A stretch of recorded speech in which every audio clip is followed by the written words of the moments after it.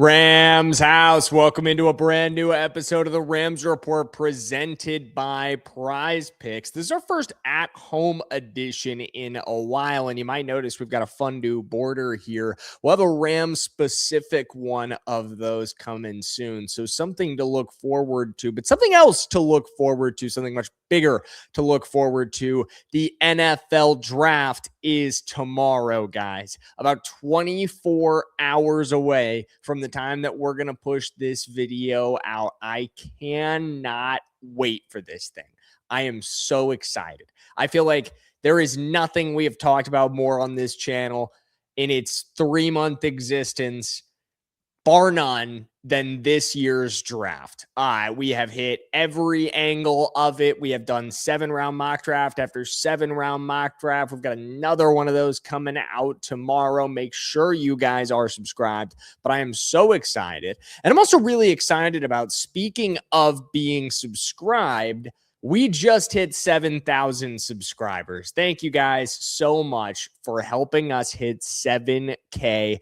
Big ups to you guys. Massively appreciate it. We've been growing at a rate that is just truly unbelievable. But let's talk about what's on the agenda for today's show. We're going to talk about some draft rumors around this team. We're going to talk about a little bit of Ty Simpson, which I know you guys are not going to like. And we're going to talk about Peter Schrager's mock draft and Todd McShay's mock draft. Their mock drafts coming out right before the draft. I'm going to do the same thing tomorrow with my final 7-round mock draft for the Rams coming out in the morning. We'll have that out for you guys, so watch out for that one. But let's jump right into some of these draft rumors. This coming our way from ESPN's Dan Graziano. He had a little NFL column around the draft that he did about what he's hearing around the draft. And so he, in his Rams section, talked about the possibility that they might trade up or trade down. And then he followed up with this. And then there's the Ty Simpson factor. The Rams have been connected to the Alabama quarterback in league circles for a while now.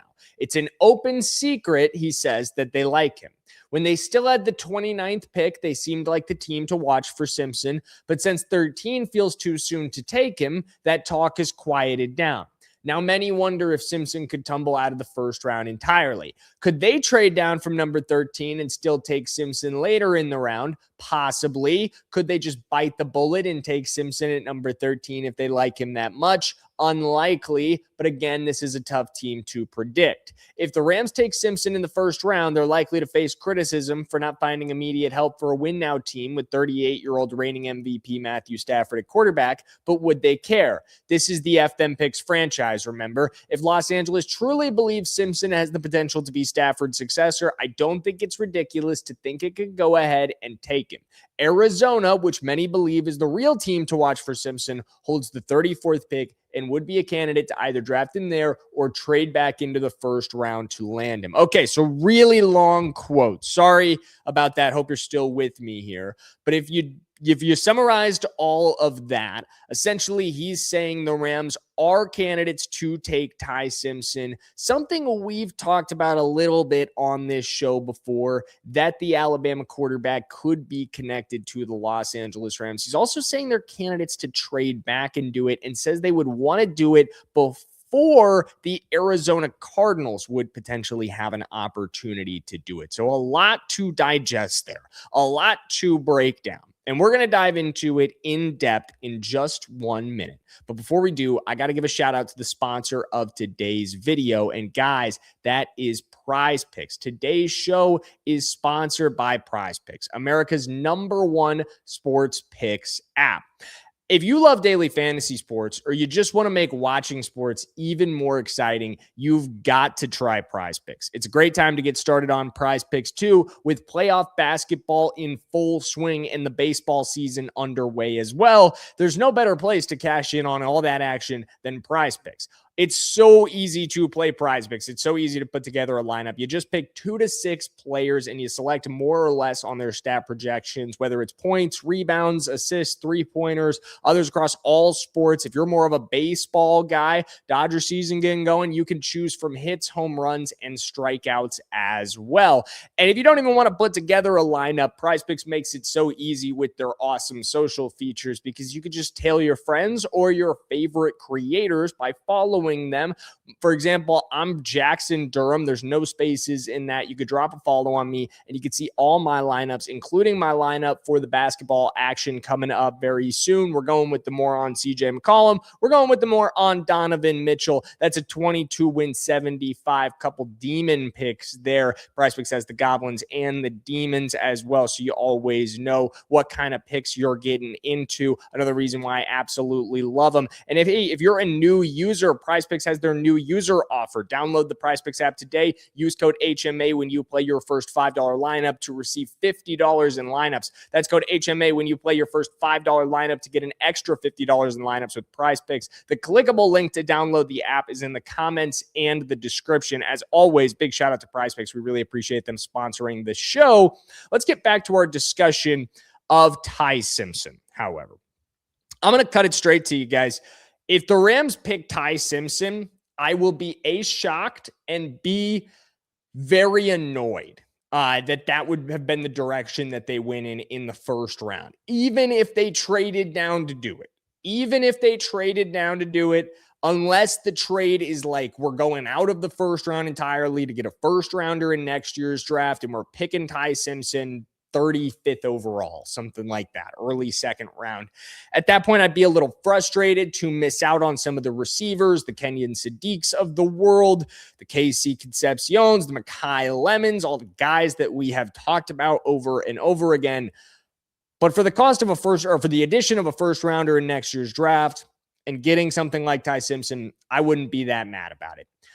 But overall, it just doesn't make sense to me. At this point, in a world where we know the Rams are right now talking an extension out with Matthew Stafford, one that Les Snead has told us he does not expect there to be any drama around like there was last season, where we all know what that was. Dragged out way too long. Should have gotten done quicker. Ultimately, it does get done. Ultimately, everything is right in the world. But this one's going to get done much faster than that. And it might add years on to the deal. We might be talking about Stafford playing in 2027. Why the hell, for lack of a better word, would this Rams team draft a quarterback with its first pick?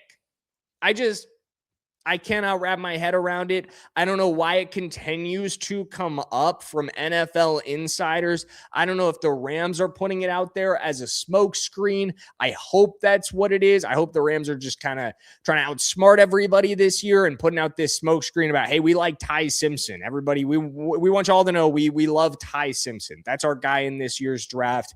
And then they're just like, they have all these other plans, but they just want everybody to think that they like Ty Simpson. I hope that's exactly what it is, because I just cannot wrap my head around the idea that you would be extending Matthew Stafford and going as all in as we have talked about the Rams being this season with the Trent McDuffie trade, the signing of Jalen Watson, everything they did to fix things on defense, that you would spend your first draft pick on a backup quarterback.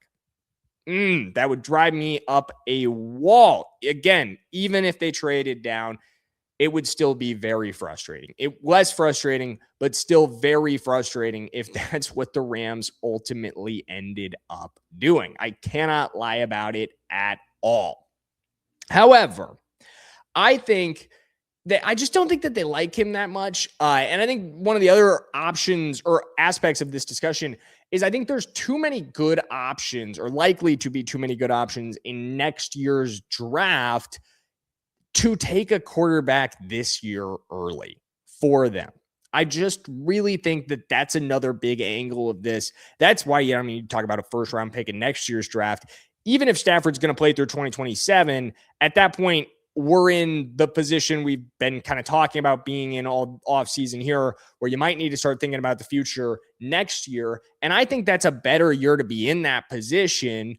And if you could have multiple first rounders in that draft, that'd be pretty huge. You know what I mean? So if you could make that trade, I'm down with that. But even then, I wouldn't want to spend the second you would be getting in that in 2026 on Ty Simpson. I just think that's a terrible, terrible way to go about it.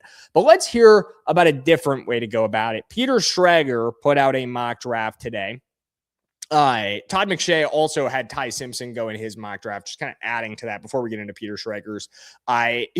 We'll cover what he said. He said, I'm not saying it's going to happen, but I do believe Ty Simpson goes earlier than expected Thursday night, and I know the Rams think extremely highly of him. Regardless, I think Les Snead is up to something bigger than sitting at 13 and taking a receiver. I'm expecting some kind of fireworks. So and this is why we're being really brief with this from Todd McShay, because I don't even know why he did this. It doesn't even seem like he feels confidently that this is going to happen. He says it's going to happen in his mock draft, and then immediately in his explanation of it says, I'm not saying it's going to happen. Todd, I don't know if you know what doing a mock means, but if you do a mock draft and you project a pick, that's kind of like saying it's going to happen. No? I don't know if I completely misunderstood the concept of mock drafts up until this point in my life. But maybe Todd McShay does, because that doesn't make any sense to mock something and then immediately follow up by saying, I'm not saying it's going to, you are saying it's going to happen. That's exactly what you just said. Anyway, I digress. Let's talk about Peter Schreger, who I think did a much better job. First overall pick in Schreger's mock was Mendoza, followed by David Bailey, followed by Jeremiah Love. No trades to this point. Sonny Styles went fourth to the Tennessee Titans. Arvell Reese went fifth to the Giants. I think that's the lowest I've seen Arvell Reese go in a mock, by the way. Sixth, Spencer Fano goes to the Cleveland Browns. Seventh, Carnell Tate goes to the Washington Commanders, somebody that's been connected to the Rams in a trade up a lot. Eighth, Caleb Downs goes to the New Orleans Saints. Ninth, Mansour, Delane goes to the Dallas Cowboys via a trade up with the Kansas City Chiefs. They swapped both of their first rounders. They both have 2 picks. Kansas City will end up getting 12 and 20. Dallas gets 9 and 29. So a little bit of trade precedent, which will become relevant for us in just 1 second here.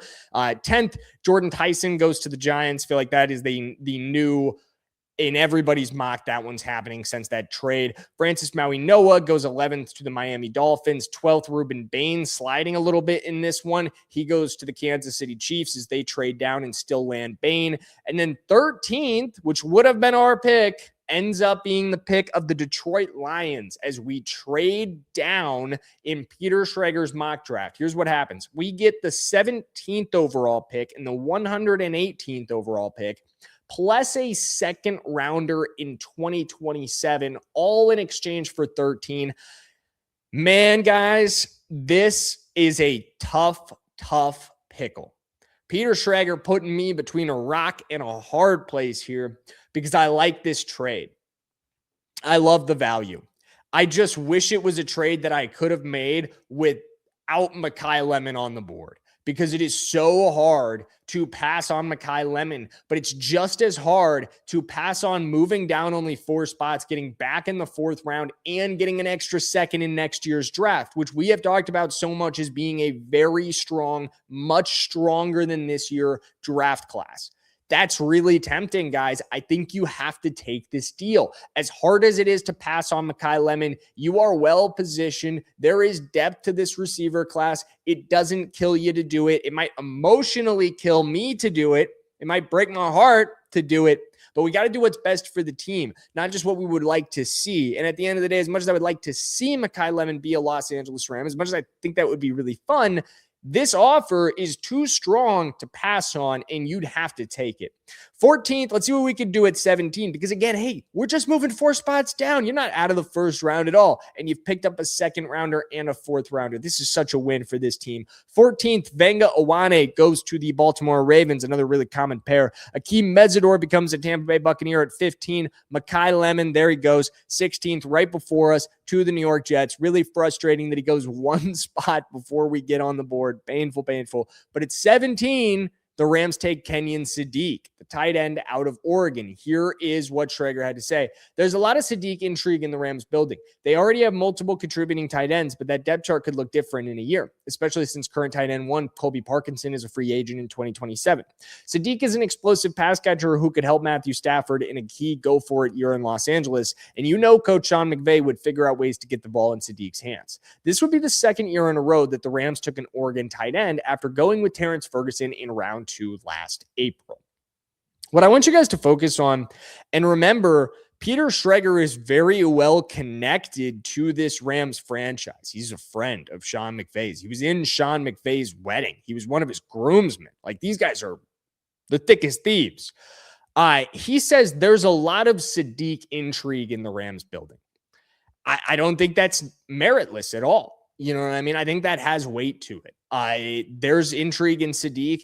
There's intrigue in continuing to add that 13 personnel and the usage rate of 13 personnel for the Rams. They ran about 31% of the snaps last season, just under 31% of the snaps last season. If they drafted Sadiq at 17, they would break the NFL record for most usage of 13 personnel. I promise you that, because this dude's going to get on the field, and he's going to get on the field a lot as a rookie. Like, if they drafted him, it would not be to be rotational, and it would not be the end of things for Terrence Ferguson. I know a lot of people talk about, hey, if you draft Kenyon Sadiq, what the heck happens to Terrence Ferguson? He's on the field with them in 3 tight end sets. That's why they're 3 tight end sets, because you need 3 good tight ends to run them. You need Kenyon Sadiq, you need Terrence Ferguson, and right now you need Colby Parkinson.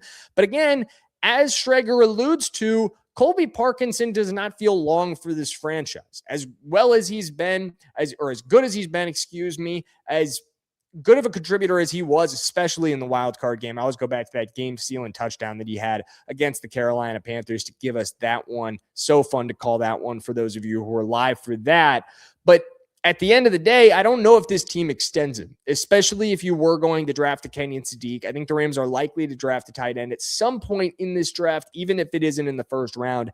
This would be a way of accumulating another pick. You get that 4th rounder, you get a 2nd rounder in next year's draft, which is so valuable, especially because I meant to mention this. I think you look at the Lions this season, they feel like a regression candidate at the end of the day. Not to disrespect that franchise. No disrespect to Jared Goff, who obviously our quarterback for a long time. No disrespect to what Dan Campbell's been able to do over there as their head coach.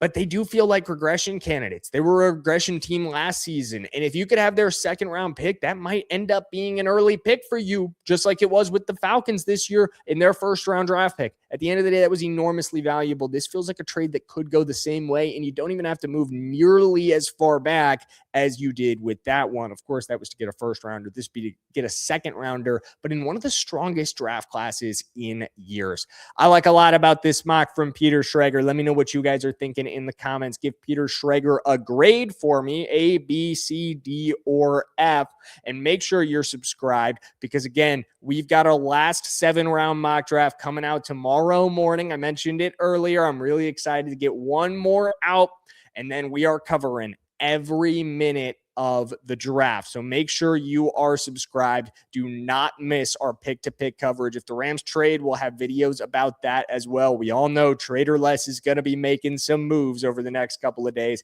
It's going to be a really, really fun weekend. Don't miss a minute.